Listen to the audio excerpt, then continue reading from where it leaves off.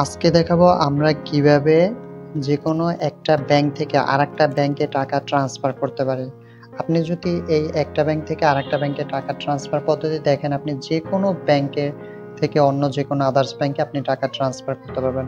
আমি দেখিয়ে দেব কিভাবে আপনি ইবিএল ব্যাংক থেকে আইপিআইসি ব্যাংকে টাকা ট্রান্সফার করবেন। আপনি যদি কার্ডের মাধ্যমে করতে চান, তাহলে আপনার মোবাইলে ২ টা ব্যাংকের যে ব্যাংক থেকে আপনি যে ব্যাংকে টাকা ট্রান্সফার করবেন, ওই ব্যাংকের অ্যাপস আপনার ইনস্টল থাকা লাগবে। দেখেন আমার কিন্তু আইপিআইসি ব্যাংক এবং ইবিএল ব্যাংক ২ টা ব্যাংকেরই অ্যাপস ইনস্টল করা আছে। আপনি এভাবে অ্যাপস আগে ইনস্টল করে রাখবেন।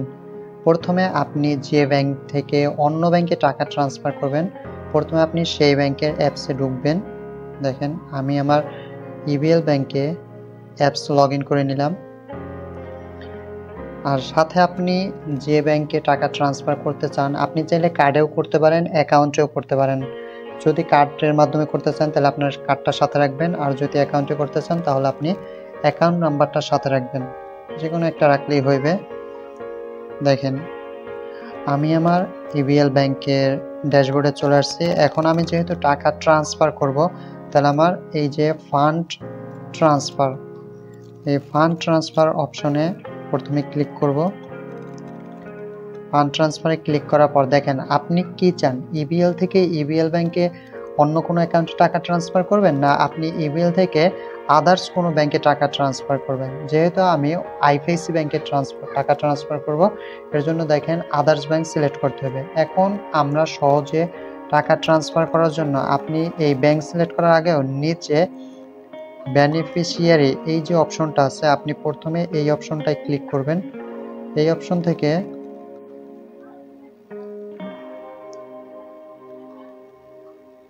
এই যে বেনিফিশিয়ারি এই অপশন থেকে আগে ক্লিক করে আপনার ডিটেলস দিয়ে দেবেন, যে ব্যাংকে টাকা ট্রান্সফার করবেন ওই ব্যাংকের। দেখেন আমরা ইবিএল থেকে যেহেতু ইবিএল এ ট্রান্সফার করব না, এই তথ্য দেব না, আমরা আদার্স ব্যাংক সিলেক্ট করব। আদার্স সিলেক্ট করার পর দেখেন আমার কিন্তু এই জায়গা ব্যাংক সিলেক্ট করাই আছে। আপনি কি করবেন, আপনি আদার্স ব্যাংকে আসার পর আপনি যে ব্যাংক সিলেক্ট করবেন, আপনি সেই ব্যাংকের ডকুমেন্ট দিবেন, ইনফরমেশন দিবেন।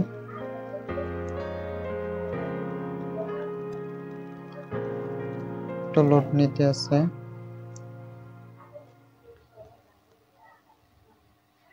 দেখেন আমি এটা ডিলিট করে দিলাম।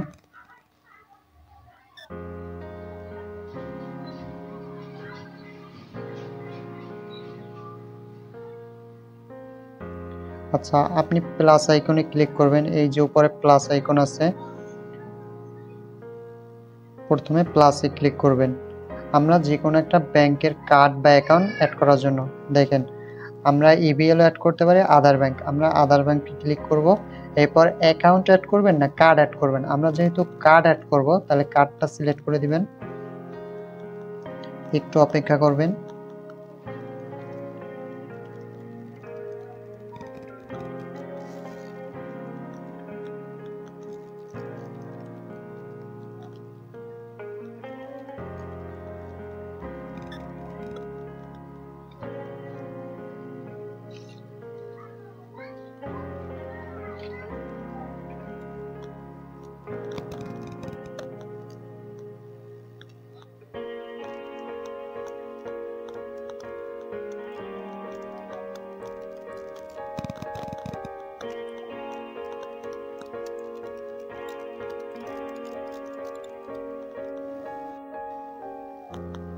এখন দেখেন আমরা এই যে বেনিফিশিয়ারি ডিটেলসের এই অপশনের card number, card holder name, bank name আর নিক নেম, আপনি এই যে কার্ড নাম্বারে আপনি যে কার্ডে টাকা ট্রান্সফার করবেন ওই কার্ড নাম্বারটা দিবেন। আমি আমার কার্ড নাম্বারটা দিয়ে দিলাম।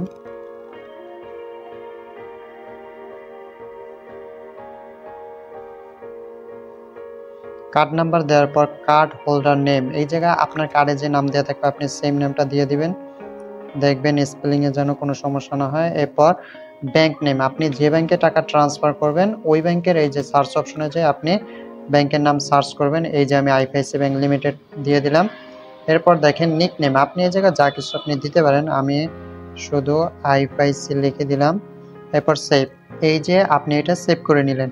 এই যে দেখেন সাকসেস লেখা হচ্ছে, আমার এটা সাকসেস হয়ে গেছে। আমার ব্যাংকের ডিটেলস সবকিছু সেভ আছে। এখন আমি এটা ক্লোজ দেই। এখন দেখেন আমরা টাকা যেহেতু ট্রান্সফার করব, ফান্ড ট্রান্সফারে দিবেন আদার্স ব্যাংক। এই জায়গা থেকে এই দেখেন BEFTN, NPSB আর হলো যে RTGS। আমরা NPSB এইটাই দেব। এটা দিলে আপনি যে কোনো অ্যামাউন্টে টাকা ট্রান্সফার করতে পারবেন।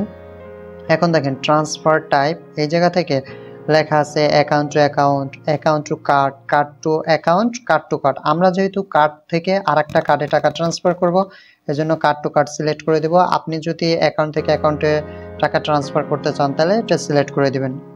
আমি কার্ড টু কার্ডে ক্লিক করলাম। এরপর দেখেন ট্রান্সফার ফরম, আমি কোন কার্ড থেকে টাকাটা ট্রান্সফার করতে চাই এটা সিলেক্ট করে দিবেন। এই দেখেন আমার যে এই যে কার্ডটা সিলেক্ট করা আছে EBL ব্যাংকে, এইটাই শো করছে, আমি এটা সিলেক্ট করে দিলাম। এরপর বেনিফিশিয়ারি দেখেন ট্রান্সফার টু, কোন ব্যাংকে আমি টাকা ট্রান্সফার করতে চাই। দেখেন আমি এইমাত্র IFIC ব্যাংকের কার্ডটা আমি কিন্তু অ্যাড করছি, ওইটা শো করতেছে। আপনি যদি অন্য আদার্স কার্ড থাকে সবগুলো এই জায়গায় শো করবে, আমার একটাই সেট করা আছে এজন্য একটা শো করছে। এই দেখেন নাম IFIC ব্যাংক লিমিটেড, সব কিছু অটোমেটিক নিয়ে নিচ্ছে। আপনি এখন নেক্সট ক্লিক করবেন। এখন দেখেন এন্টার অ্যামাউন্ট, আপনি কত টাকা ট্রান্সফার করতে চান। আমি 1000 দিয়ে দিলাম। এরপর নেক্সট দেখেন এই জায়গা থেকে আপনি বায়োমেট্রিক আছে, ইমেইল আছে, SMS আছে। যেহেতু আমার এই জায়গা বায়োমেট্রিক সেট করা আছে ফিঙ্গারপ্রিন্ট, আমি এটা সিলেক্ট করে, আপনি চাইলে ইমেইলও দিতে পারেন, SMSও দিতে পারেন। তাহলে আপনার ফোনের নাম্বার একটা SMS যাবে, আপনি ওইটা বা ইমেইলে সিলেক্ট করলে ইমেইলে একটা SMS যাবে, ওটিপি, ওইটা বসালে টাকা ট্রান্সফার হয়ে যাবে। আমি নেক্সট দিলাম। এরপর দেখেন আমার বায়োমেট্রিক দিয়ে দিলাম। এখন দেখেন আমার টাকা কিন্তু ট্রান্সফার হয়ে গেছে। এখন চাইলে আমি দেখতে পারি যে আমার টাকা ট্রান্সফার হয়ে গেছে, অটো নোটিফিকেশন আসবে। আপনারা চাইলে এরকম সহজে যে কোনো কার্ড থেকে কার্ডে আপনি টাকা ট্রান্সফার করতে পারবেন।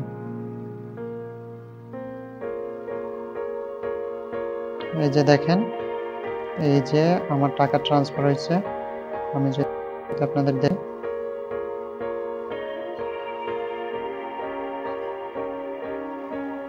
এই যে দেখেন নোটিফিকেশন আসছে, এই যে 2টা SMS। এই যে IFIC ব্যাংকে 1000 টাকা আমি পাঠাইছি আর EBL থেকে পাঠাইছি। এই যে দেখেন এই যে ট্রান্সফার BDT টাকা 1000, দেখছেন। আপনারা চাইলে এরকম খুব সহজেই টাকা ট্রান্সফার করতে পারেন।